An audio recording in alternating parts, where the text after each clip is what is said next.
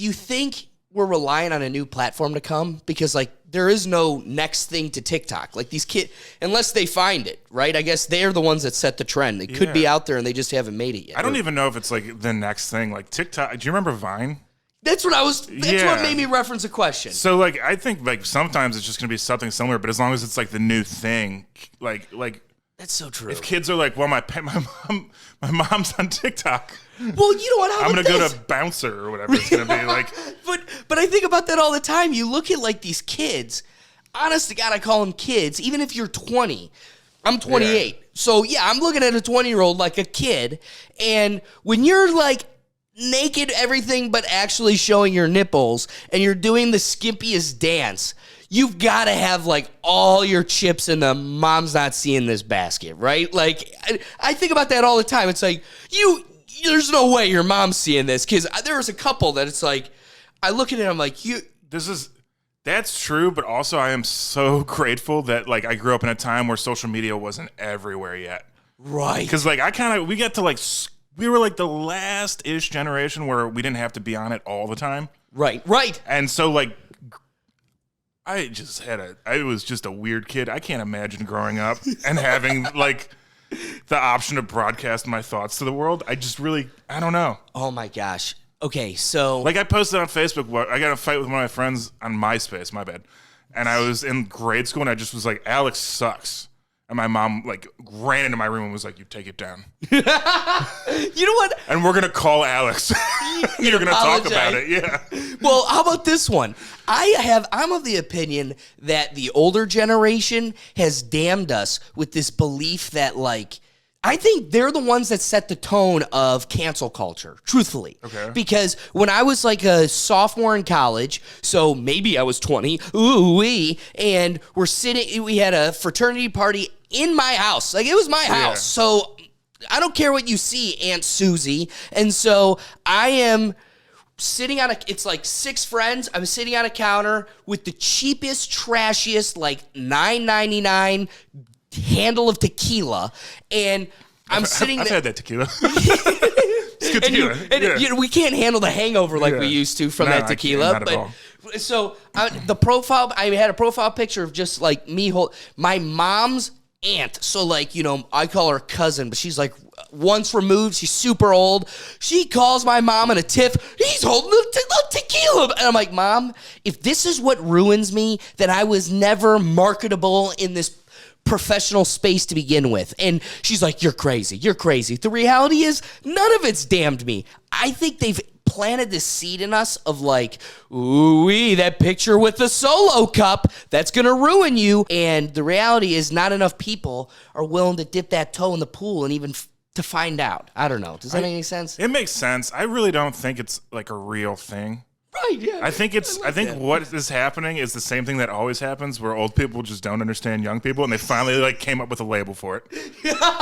That's it. It's just 2 generations not understanding each other, and they're like, Elvis, she doesn't like me. Music. That's cancel culture, and it's just like, no, Mom, just like, because it seems like it's kind of a 1-way, 2-way street between young and old for the most part. Yes, and it's just like, I don't think it's real. I think it's no different than my dad being like, oh, they don't make shoes like they used to. Right, like, right. Or Elvis is the devil's music, right? Yeah, like, yeah, exactly. Exactly that.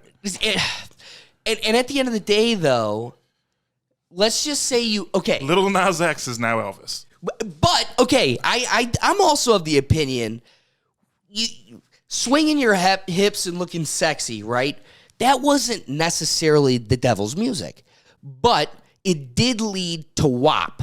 Right? It did. Somewhere indirectly, down, but yeah. Like, WAP is now being sung to your 11-year-old daughter. So at some point it was like, maybe we didn't see the entire, I don't know, picture, but like now this path did lead to something where it's like, okay, but at the end of the day, do I think, just like video games, you know what was huge when we were kids? I think because social media didn't totally take us over, video games came before that age, and you had Columbine and all these things where they're like, okay, video games are causing violence and murder, but none of the statistics reflected that. None of the statistics or numbers showed that. But we had no explanation for the first time we have a gun shoot. Exactly.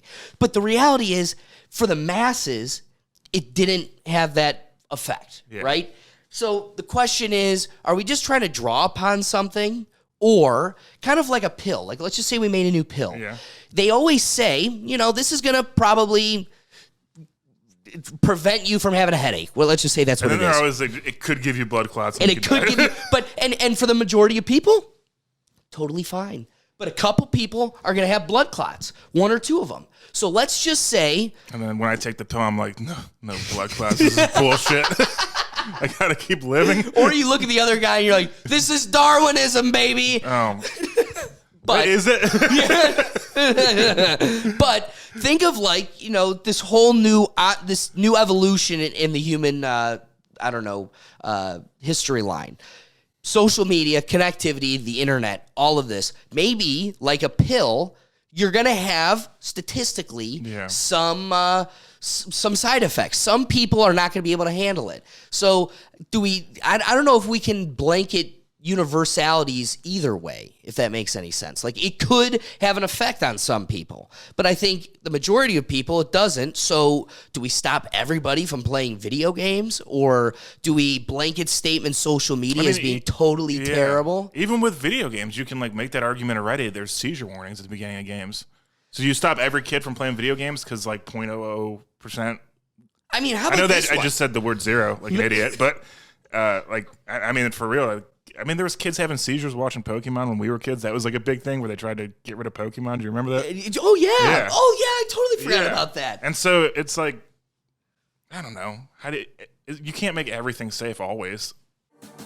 Thanks for checking out this clip taken from episode 70 of the Rethink Tank podcast, out on YouTube now. If you want to check out my full conversation with local Cleveland comedian Joe Briggs or other past conversations, click on over to the Rethink Tank YouTube channel. Otherwise, you can find all clips, content, merch, and more, even the Neuro Gym, over at our website at www.rethinktankpodcast.com. So, the best thing you could do to support this podcast is share this clip. Otherwise, don't forget to smash that like and subscribe button. New episodes coming out weekly, so look for more coming down the pipe. Otherwise, we'll catch you next time, guys. Thanks. Peace.